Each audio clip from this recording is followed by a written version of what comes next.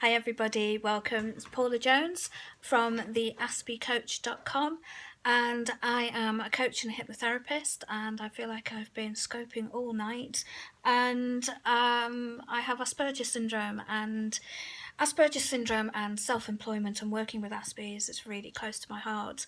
I believe Twitter's been down as well, so the Twitter sphere has imploded a little bit, so I hope you're all able to see this broadcast.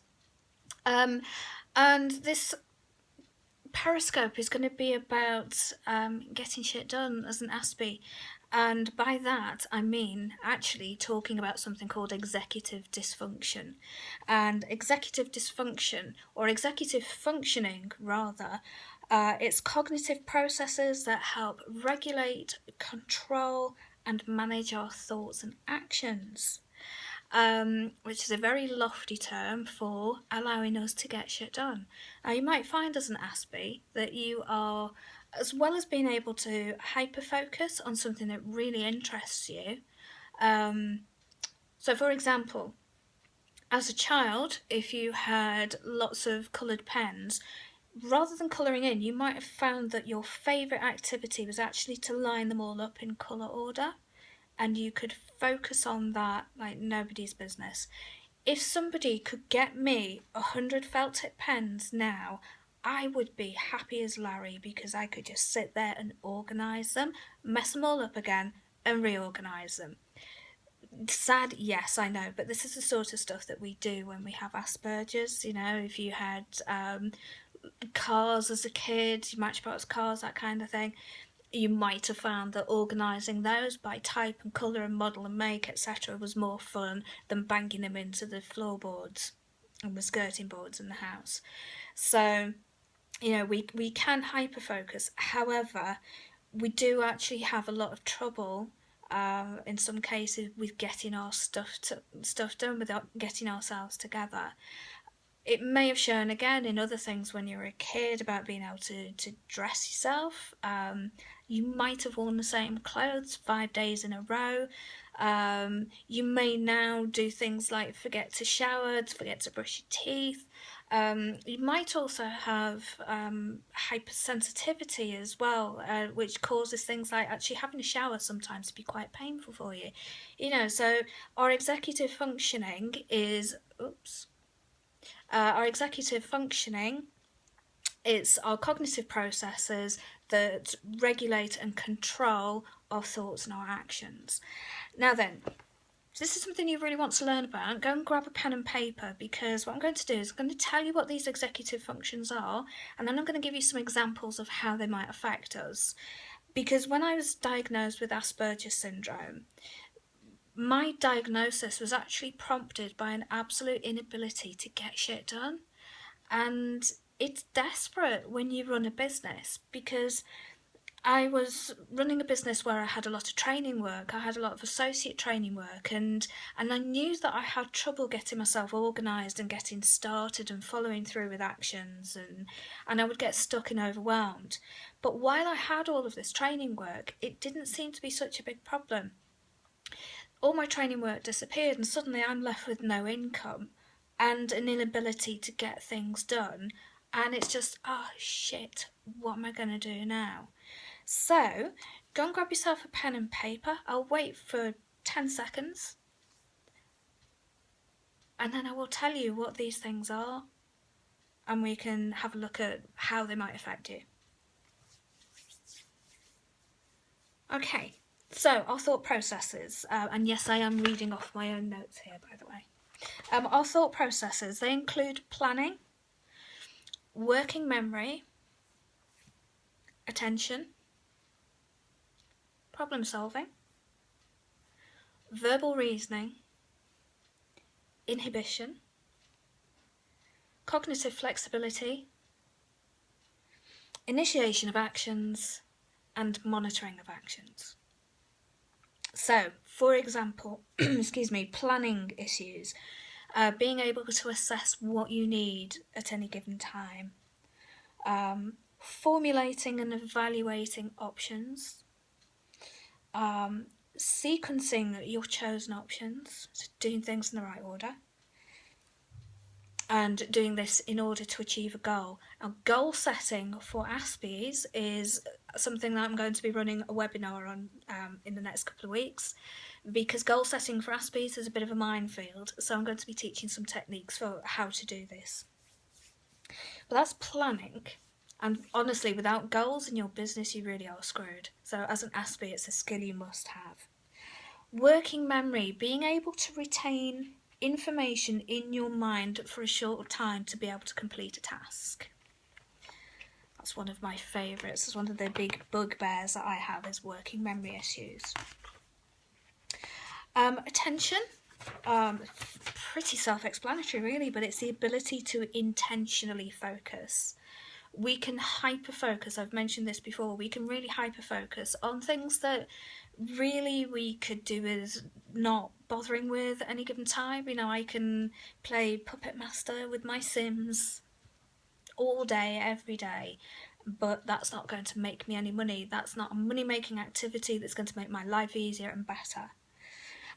Problem solving, activities relating to identifying and overcoming obstacles to reach a predefined goal.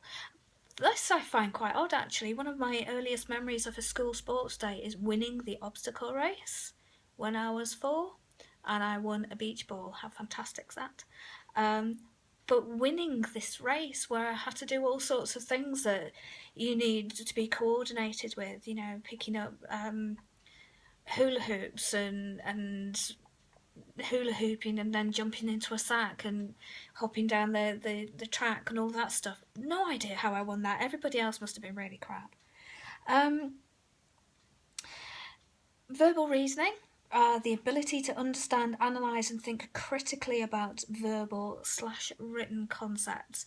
A lot of the time we have a tendency to accept the status quo.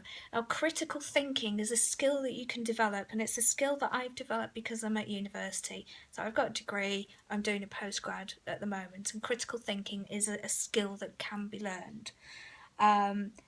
But the ability to tell whether somebody is taking the mickey out of you, not necessarily there. If somebody's teasing you, that goes right over my head. If somebody is joking, I get sarcasm and I can deliver sarcasm quite well, but generally we tend to think that if somebody says something, it's what they mean, and when they go and do something that's opposite to that, it can be quite distressing. So that's something to bear in mind. Inhibition is the ability to curb what we're doing and saying, and you know, not to blurt out the first thing that's in our heads. And it's why a lot of us stim as well. It's one of the reasons for stimming, you know, self-stimulating behaviour. Mine are finger clicking, finger twitching, waving, sometimes a bit of a nose twitcher as well. And stimming is one of those things that we shouldn't be asked to stop doing as well. Stimming's quite important for us. So it's the ability to block and suppress thoughts and actions, either consciously or subconsciously. We don't have very good poker faces, by the way, folks. So if you don't want somebody to know what's on your mind, don't think anything bad about them, because otherwise all you're going to do is it shows. Cognitive flexibility, the ability to shift our attention and thinking in response to environmental and situational changes. This is also black and white thinking as well. We tend to be very black and white in our thinking. We are absolutist and hypocrites as well, because I'm a coach and a hypnotherapist, and the last thing I want my clients to think is in black and white terms. But hey, have you never seen a hypocrite before? Initiation of actions, actually getting started. It's that, come on, we've got shit to do, let's get on with it. There are always other things that we can be doing. Have you noticed that? There are windows that we can be cleaning, there's washing up we can be doing, and it's not just everyday procrastination, it's the ability to actually get going on something. So we can put things off and procrastinate with the best of people, but this inability to just get started, that's a big problem. And this is one of the things that I have a real issue with, because I get very overwhelmed very quickly. And then monitoring of our actions and troubleshooting. This is where goal setting is also a very big issue for Aspies, because we can write down our goals, and define them. That's great. Bit like New Year's resolutions, by February we have no idea where we're up to. So if we're not monitoring, we're not troubleshooting what's happening, and we're not making any real progress. So, how all of these things relate to us on an everyday basis with Asperger's. I'm going to give you some examples of the pennies that dropped for me when I was realising that this is something that I have a problem with, that I have executive dysfunction as a result of Asperger's. So it's things like being absolutely unable to remember short strings of information, like short strings of numbers. If you need to do your online banking, how many times do you check, double check, triple check, count each number out individually and compare with what you've typed to make sure you've got that account number, sort code combination right? I bet you do it oh so many times. You might find that you use everything in the kitchen when you're cooking. Why use one pan when 10 will do? That forgetting, not bothering to shower thing as well. A lot of people do that. I don't, of course. Needing to keep multiple lists, notebooks and diaries. Now, if I don't have my appointments written down in at least 3 different places, I don't believe that that's where I'm supposed to be and what I'm supposed to be doing. So I have duplicate planners. I don't have different planners for different things because that would just blow my mind, but I have the same information written in multiple planners in multiple locations, so I can trust that this is what I'm supposed to be doing. You might find that you have a difficulty in filling in forms, filling in a green card to get to the States. That's one of my most difficult experiences of form filling, actually. Going to the States with my ex-husband, filling in our temporary green cards on the plane, and I kept making mistakes. And the more mistakes I made, and the more my ex-husband said, "You've got that wrong," the more agitated I became. So I eventually had a pile of 6 green cards. The airplane staff were getting very, very hacked off with me, and I said, "You know what, I'm just going to hand this one in because it's tough, I can't do any better." And we got to immigration at New York at JFK, and the lovely immigration gentleman, while my ex-husband was still having to dig at me, stamped my card, looked at my husband and said, "At least your wife put a passport number in." Yes. Sometimes we rule. So yes, filling in forms can be a bit of a problem. Stopping what we're doing to start something else. It's that ability to switch your cognitive processes from one task to another, and getting easily distracted as well. Once somebody breaks the spell of your concentration, it's very difficult to get it back. When you've been hyper-focused as well and you're getting stuff done, when that happens, it's really difficult and you do feel very uncharitable towards the person that's just distracted you, I find. Finishing important work and critical tasks. If you are a last-minute person, again, it's not just simple procrastination, because if it wasn't for the last minute, then nothing would ever get done. But if you are a regular in pulling all-nighters to get your work done and living off Pro Plus and coffee, there is an issue there, and it's that being able to finish and start important critical tasks. And you might find that, or you might tell yourself actually, that you thrive on conflict and you thrive on pressure. None of us really thrive on pressure that much. It's not a fun way to live. And it's why things stay in whichever place they happen to have landed. I've moved house recently, and this is something I've been quite aware of, that I've wanted to consciously change this time around, was that in previous house moves, things have been put in default locations for moving and they have stayed there, and I've developed blind spots towards them. So when you have a tendency to lose things in the house, they're exactly where you left them, but you've developed a blind spot towards them. You just don't see it anymore, And it's a shame because you end up buying duplicates of things because you already have them, you just don't see them anymore. So, let's have a think about this and how it affects us at work. So, just flipping back through my notes here. Planning. So planning, we need to set goals. We need to not only set goals, but we need to initiate those tasks. We need to do the things that are required for those goals to be achieved so that we can set a new set of goals and achieve those, or at least work towards them. We need to understand what the goal setting process is and what the goal achievement process is as well. Even if we don't achieve them, aiming for them gets you a lot closer than if you hadn't bothered starting. And as an Aspie, if you don't goal set, it's said that you miss 100% of the opportunities that you don't take. That is so true. I'm not one for platitudes, but that is absolutely true. If you don't make that effort, you don't get anywhere near where you need to be. So goal setting is so crucial to us. We need to be able to formulate plans and get all of the steps in the right order.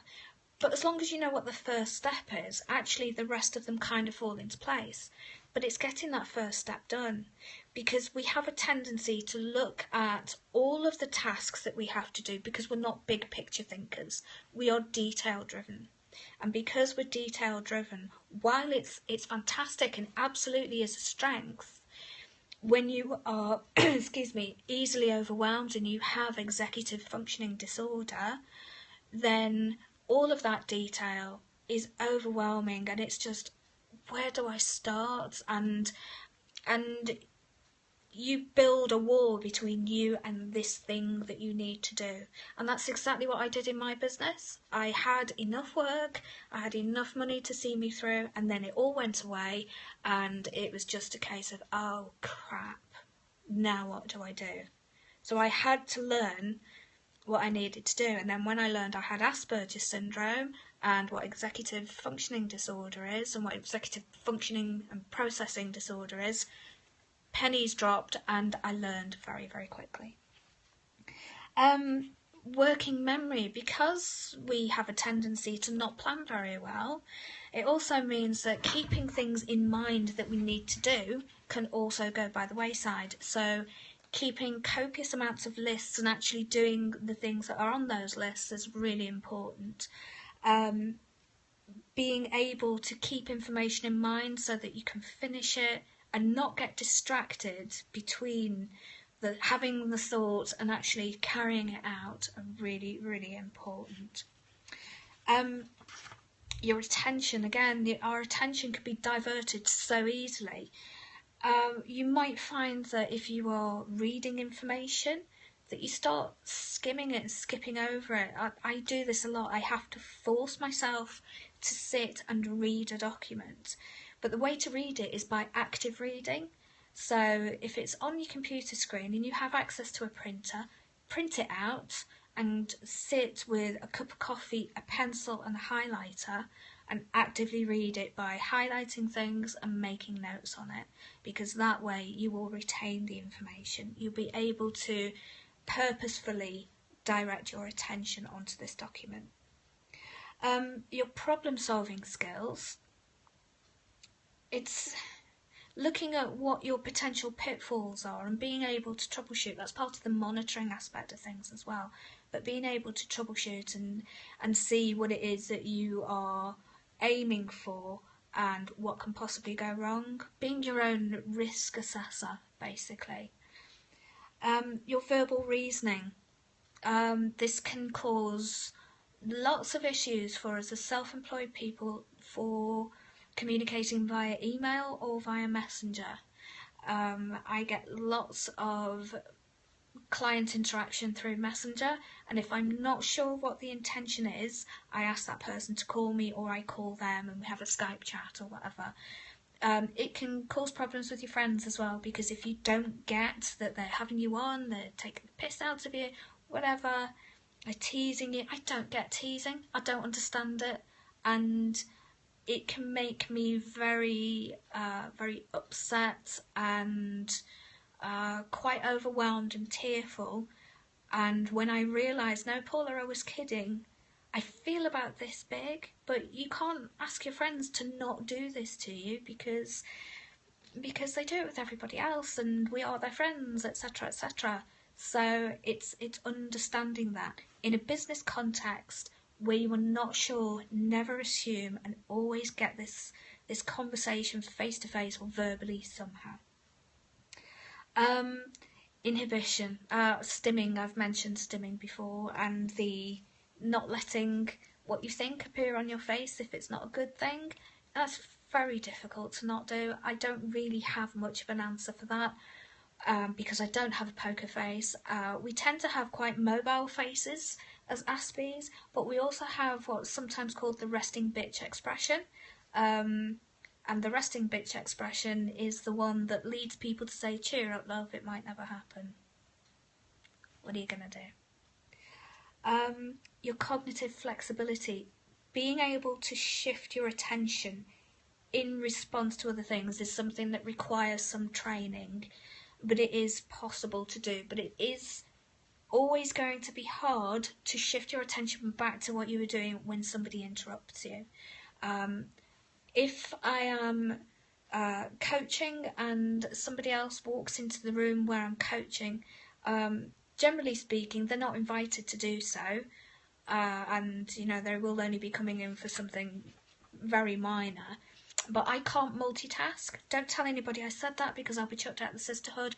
But I can't multitask, and all I can do is focus on the person that's just entered the room and whatever they happen to be doing, and all my attention is on them and not the person I'm speaking to. So if you're ever in that position, by the way, and you're in the room with me when I'm coaching, leave please quickly, because A, coaching confidentiality, and B, my attention can't stand it and my client deserves better. You might find that's happening to you as well, so lay down some ground rules if you work from home. So that's being able to shift your attention and flexible thinking. That black and white thing as well. Quite handy to have black and white thinking because you can see things quite clearly. As a coach, for me, that's really useful because I can see crap situation A, really good solution B, and the path from A to B, whereas my clients are a bit all over the place because they have shades of grey thinking. Now that's good, that's what I want my clients to have, is to be more flexible in their thinking, but in terms of solving their problems, A to B, that's it. Our own troubleshooting and monitoring of actions though, we have a tendency to let things slip because hey, it's only us. Our clients, yeah, absolutely a different matter, we focus all of our attention on them, but again, I've mentioned before, what's up if you've never seen a hypocrite before? When it comes to doing our own stuff, we have to be 10, 20, 50 times more disciplined and focused than non-Aspies, the neurotypicals if you prefer. We have to maintain these levels of concentration, hard work, focus, and the way to do it is to set our focus boundaries. So know what we can do within what times, what our capabilities are, keep lists, keep checklists, and constantly monitor what we're doing. And without monitoring what we're doing, we will be sitting on a roller coaster at Alton Towers trying to eat ice cream while we have a client waiting for us at home. Okay, that's executive functioning, and that's why it's so difficult to get your shit done, and why it's so important that you can when you are self-employed. So, as I mentioned earlier, I am going to be running a webinar on how to goal set as an Aspie, and also how to see through those goals as well, actually achieve what it is that you've set out to think about. But in the meantime, if you want to know more about what it's like to be an Aspie in business, then come and join me on Facebook. It's facebook.com/the Aspergers Coach. And on the Tinternet, I www.theaspiecoach.com, and you can follow me on Twitter as well. Same handle as on here, Paula Green Jones. And that's it for now. I am done for the day. Have a good evening, everybody. And